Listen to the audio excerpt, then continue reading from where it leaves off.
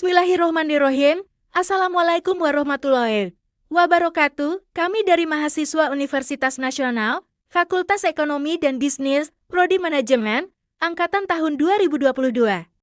Kami dari kelompok 5 yang terdiri dari 5 anggota kelompok, masing-masing bekerja sama dalam memenuhi tugas yang berjudul Risiko Hukum. Video ini dibuat dengan tujuan salah satu tugas kelompok di mata kuliah Manajemen Perbankan dengan dosen Dr. Subur Karyatun, SE, MM.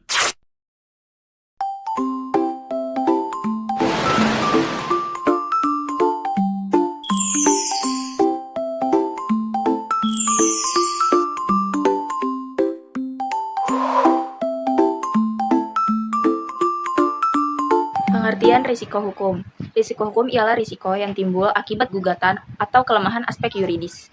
Menurut Richard Moorhead dalam Legal Risks, Definition Management and Ethics menerangkan bahwa ada dua pendekatan yang dapat digunakan untuk mendefinisikan risiko hukum atau legal risk dalam perusahaan.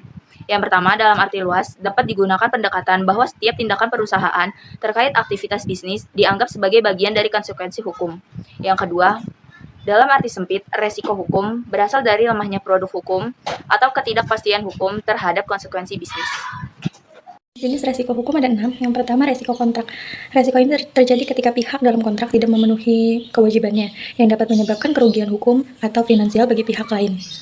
Yang kedua, resiko kepatuhan. Resiko ini timbul ketika suatu organisasi gagal mematuhi peraturan atau hukum yang berlaku seperti pajak, hak pekerja, dan peraturan industri. Yang ketiga, ada resiko litigasi. Resiko ini berkaitan dengan kemungkinan tuntutan hukum yang diajukan oleh pihak yang ketiga, yang mana pihak tersebut merasa dirugikan. Yang keempat, ada resiko reputasi. Resiko ini terjadi jika tindakan atau kebijakan organisasi merusak citra atau reputasinya, yang dapat mempengaruhi hubungan dengan pelanggan, pemegang saham, atau publik. Yang kelima, ada resiko hukum kepemilikan dan aset. Resiko ini melibatkan potensi sengketa terkait kepemilikan aset atau hak properti, termasuk kekayaan intelektual, misalnya pelanggaran hak cipta atau merek dagang. Yang terakhir, ada resiko peraturan internasional. Resiko ini berhubungan dengan peraturan dan hukum yang berlaku di negara lain, yang relevan bagi organisasi yang beroperasi di tingkat internasional. Penyebab utama munculnya risiko ada 4. Yang pertama ada kelemahan aspek yuridis, yaitu berkaitan dengan kondisi peraturan atau kesepakatan yang digunakan namun kekuatan hukumnya tidak kuat.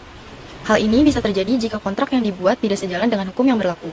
Yang kedua ada perubahan hukum, yaitu peraturan perundang-undangan berubah dari waktu ke waktu. Sehubungan dengan ini, perusahaan harus mengikuti tiap perubahan hukum agar terhindar dari risiko hukum akibat tidak terpenuhinya suatu hal tertentu. Yang ketiga ada kesalahan dalam kontrak. Risiko ini dapat terjadi karena adanya kesalahan dalam pembuatan kontrak. Penyebab risiko hukum ini berkaitan dengan risiko operasional, khususnya risiko sumber daya manusia, yakni kemampuan dalam pembuatan kontrak menentukan probabilitas risiko hukum yang terjadi. Yang keempat atau yang terakhir ini ada kegagalan dokumentasi. Risiko muncul karena adanya dokumen yang tidak berfungsi, baik karena kesalahan penulisan atau adanya dokumen yang tidak lengkap. Dampak risiko terhadap kinerja dan stabilitas bank. Yang pertama itu ada risiko kredit, terjadi ketika debitur mampu atau tidak mampu membayar kewajiban mereka. Hal ini dapat mengakibatkan kerugian finansial dan menurunkan kualitas aset pada bank. Lalu yang kedua itu ada risiko pasar, terjadi pada fluktuasi nilai aset atau kewajiban yang dimiliki oleh bank akibat perubahan suku bunga, nilai tukar, atau harga komoditas. Volatilitas pasar dapat mempengaruhi probabilitas dan nilai ekuitas pada bank.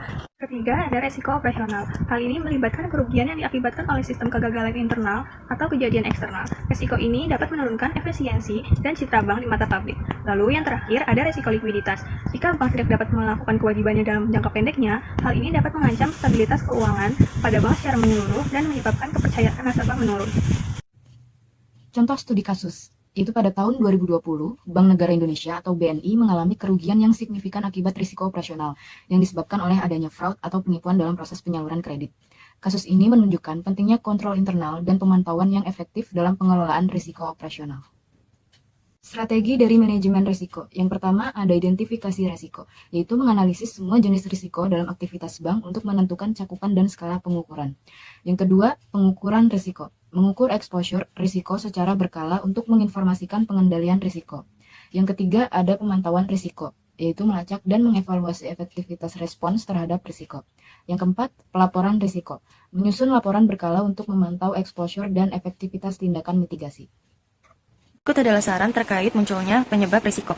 Untuk mengelola risiko terkait aspek yuridis, perubahan hukum, kesalahan kontrak, dan kegagalan dokumentasi, perusahaan perlu melakukan audit hukum secara berkala dan berkonsultasi dengan ahli untuk memastikan kepatuhan terhadap regulasi terbaru.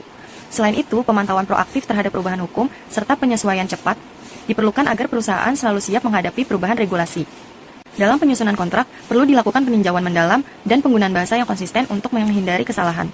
Terakhir, penerapan sistem manajemen dokumen yang terstruktur dan audit dokumentasi berkala akan memastikan kelengkapan serta kemudahan akses dokumentasi penting.